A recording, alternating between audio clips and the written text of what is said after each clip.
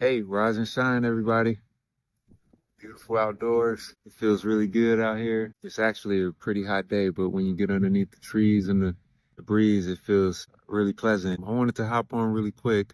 One of the listeners of the channel asked me a really good question, and I wanted to touch on it very briefly, but I'll do a more detailed video later because I'm going to be doing a presentation for one of our groups on the very same topic. So I should be able to record that and share that with the channel on the channel. But one of the viewers from the channel, she asked a really good question. I'm not going to say her name because I don't know if she wants to be public like that, but I do want to acknowledge the question and share the answers I gave her plus an extra tip for anyone who might be experiencing the same thing. But she asked, do I have any advice for anyone looking to overcome food addiction? And if you've been watching the channel for a while, you know that I'm a strong supporter of a holistic approach. Of course, there are times when you do need to pinpoint certain areas and really focus on that, but I always try to do so with the whole in mind. So I'm not neglecting other parts as I focus on a specific part. Because in the end, balance is the goal. So I always try and keep the whole in consideration. And when I approach things, I always try and do so from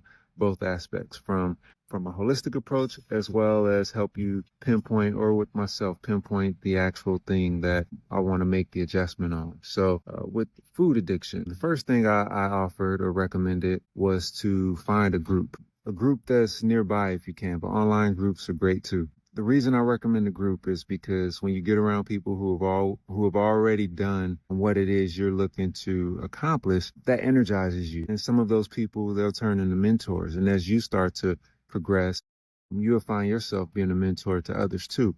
And again, that energizes you. And that makes the journey and transition of healing so much more doable, so much more optimistic, and you can see where you're headed because you have other people as an example who've already done it. The second thing I recommend is pantry cleaning.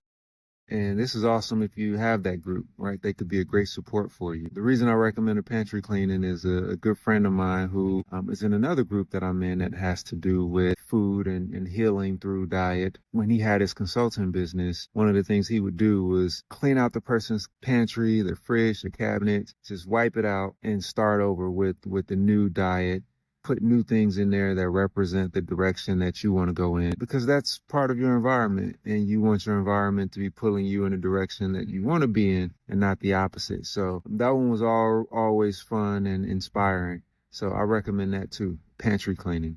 The third thing I recommended was qigong. I recommended breath exercise too, but I'll simplify it and just say qigong because qigong is going to affect the way you breathe anyway. And I recommend qigong because you're going to start to clean your blood and you're going to get your lymphatic system moving in a nice calm way. You're going to start to flush out some toxins and you're going to start to feel better. And when you start to feel better, you're naturally going to start to crave less. So I highly recommend qigong or even tai chi.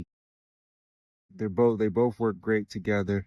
They both focus on slightly different, well, not focus on slightly different parts on the body, but Qigong is a little bit more gentle on organs, but they both are wonderful. And the last thing I recommend that I didn't say to her, but I think is very powerful, and I'm sending in the video just in case, she watches this or if anyone else needs this, and that is do a weekly fruit fast. Just one day a week, every week. Just eat whatever your favorite fruit is. That's your meal. For each meal, eat your favorite fruit. Preferably something that's juicy, watery, and fleshy. If it's watermelon, cantaloupe, strawberries, blueberries, grapes, you name it. I always recommend keep it to just one, maybe two, but one if you can, because you don't want a combination of fruit that don't go together like grapes and banana. You'll experience a lot of bloating and it'll be uncomfortable, and that'll discourage you from wanting to continue that. So whatever your favorite fruit is, the one that you can eat all day, mangoes, just mango fast for that entire day, one day a week. This is huge because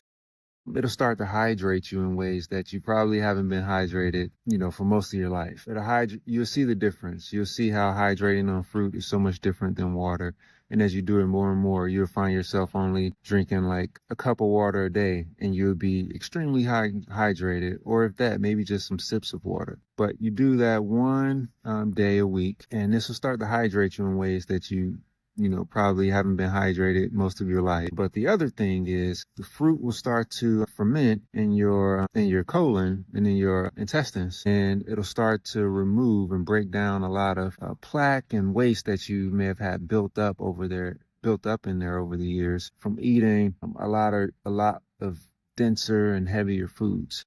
And when it starts to break up that plaque and that waste, and you start to eliminate it, you'll see that you need to consume a lot less food than you were, right? Because you were likely consuming to, in some regards, probably be stimulated, but your body was also seeking nutrients, and the stimulation from the foods you were eating were acting as kind of a substitute for the nutrients. But once you start to get that nutrients, once your intestines start to absorb that nutrients, you'll realize that you just won't even have the cravings the same way you did. You won't even need to eat as much. You go longer without eating. Your weight will stabilize. Your energy will start to increase. Your mood will improve. And you do these things coupled with the qigong and the support group and just, a whole holistic approach, a lifestyle change. In the field of psychology, medications are highly recommended, right? They're pushed a lot. But, in the textbooks, it says maybe not as big a portion, but it gives it away. It says that if you want lasting, more permanent changes, then you essentially need to have some type of therapeutic activities such as groups, but ultimately a lifestyle shift where your environment supports the direction that you want to head in. Without that, it doesn't matter what supplement you take, what medication you take. If you don't have the lifestyle change, the mentality shift, the environment change, it's highly unlikely that you will get the results that you want, especially long term. So I don't say that to deter anyone. That's actually a way for you to see a way out if that's what you're looking for. So as always, I hope this was helpful, and enjoy your day. May you be happy, may you be healthy, and may you be well.